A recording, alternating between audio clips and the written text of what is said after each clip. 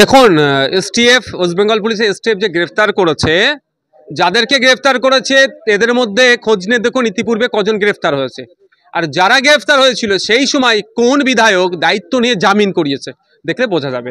মমতা ব্যানার্জি মহাশয় অনেক আগে বলেছিল তুই তো বোম্বা দিস, সার্টিফিকেট দিয়েছিল। আবার সেই জীবনতলা থেকে শওকত বাবুর খুব ঘনিষ্ঠ মানুষের কাছ থেকে অস্ত্র উদ্ধার হচ্ছে। এই সমস্ত অবৈধ অস্ত্রশস্ত্র নিয়ে পঞ্চায়েত নির্বাচনেই তো আমাদের উপরে হামলা চালিয়েছিল এরা। পাপ বাপকে ছাড়ে না, আজকে পাপ করেছিল।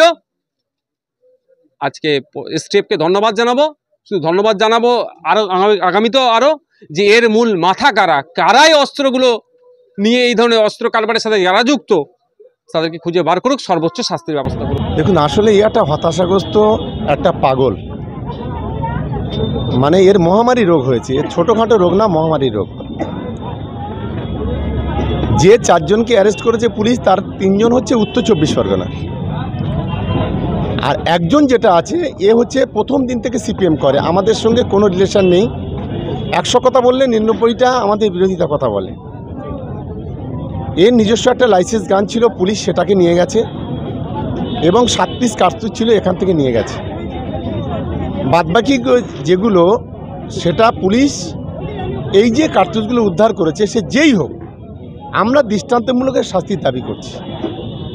শওকত মোল্লাদের এত অসুবিধা হয়নি যে এখানে সমাজ বিরোধীদেরকে সহযোগিতা করতে হবে, তাদের সহযোগিতা নিতে হবে। শওকত মোল্লা সেই রাজনীতি করে না, মানুষের রাজনীতি করে মমতা বন্দ্যোপাধ্যায় আদর্শ নিয়ে। ফলে এই ধরনের কথা বলে বাজার গরম করে খুব বেশি লাভ হবে না নওশাদ সিদ্দিকীর। আমাদের চর্চা না করে, সমালোচনা না করে একটু নিজের জায়গাটা একটু মন দিতে বলুন, তাতে কাজ।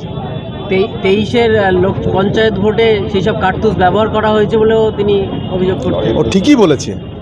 23-এর লোকসভা নির্বাচনে, পঞ্চায়েত নির্বাচনে যে ভোট গণনা হয়েছিল, সেই গণনাতে যে পুলিশের বিরুদ্ধে লড়াই করে 3 জন আইএসএফের কর্মী খুন হয়েছিল, এই সমস্ত কার্তুজ আমার মনে হয়েছে এই নওশাদ সিদ্দিকী, এই রশিদ যে ধরা পড়েছে, এর কাছ থেকে মনে হয় নিয়ে এসেছিল। এটা যদি না নিয়ে আসতো তাহলে ও এই কথা বলতো না।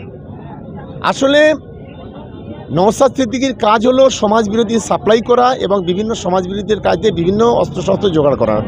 এটাই হচ্ছে নওশাদ সিদ্দিকীর কাজ, যার ফলস্বরূপ 23 সালে ভাঙড়ে প্রায় 3টে আইএসএফের ছেলে যারা সেন্ট্রাল ফোর্সের বিরুদ্ধে গুলি চালাতে গিয়ে মারা গেছে, আর আমাদের 3 জন কর্মী খুন হয়েছে।